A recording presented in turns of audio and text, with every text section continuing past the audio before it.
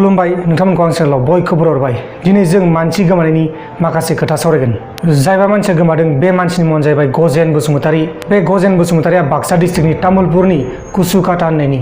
लोगोफोर नैबे नुबाय थानायानो जाहैबाय गजेन बसुमतारी। बेनो गोमानानै दं।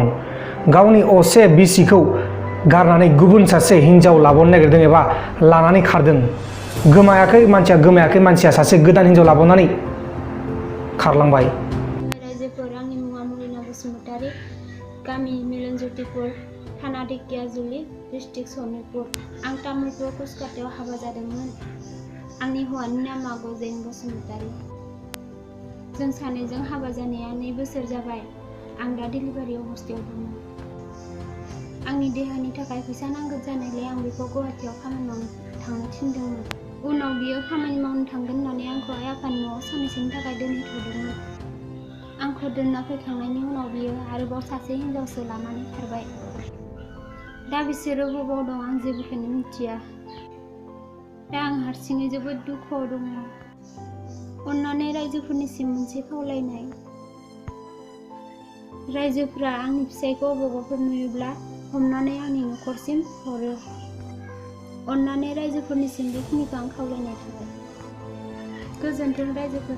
हिनजावनि सिगाङाव गावहा गुवाहाटीयाव खामानि मावहैनो होननानै गावनि असे बिसिखौ हिनजावनि न'आव थिनहरनानै गावहा गोदान हिनजाव लाबावनानैसो खारलांबाय। आसरित। दा बे गजेन बसुमतारीनि असे बिसि जायबा मलिना बसुमतारी, बे गावनि असे फिसायखौ नागिरनानै हालाय हाफाय जागासिनो दं। नैबे नुबाय थानायानो जाहैबाय मनिला बसुमतारी। नोंथांमोना भिडिअबो नुखांबाय जानो हागौ। भिडिअ रेकर्डिं खालामनानै हरदोंमोन बे अनाखाना गावनि असे फिसायखौ नागिरनानै। नोंथांमोना नैबे गजेन बसुमतारीखौ मोजाङै नायनानै ला। बे जाहैबाय तामुलपुर गलिबारिनि, तामुलपुर कुसुकाटा गलिबारि होननाय गामिनि आरोना बे जायबा गजेन बसुमतारी। बे गावनि असे हिनजावखौ, देहायाव थानाय डिलिभारि गथ' जाहांहां बे बिसिखौ गारनानै गुबुन सासे गोदान हिनजावसो लांबावबाय। दा बे गजेन बसुमतारीया गुवाहाटीयाव दं ना बेंगालराव दं ना दिल्लीयाव दं ना बबेयावबा दङ, बेनि बागै जेबो खौरां मोननाय जायाखै। नोंथांमोना जुदि बे गजेन बसुमतारीखौ नुयोब्ला नैबे स्क्रिनाव नुनाय अनजिमाफोराव फन खालामनानै फोरमायहरबानो जाबाय।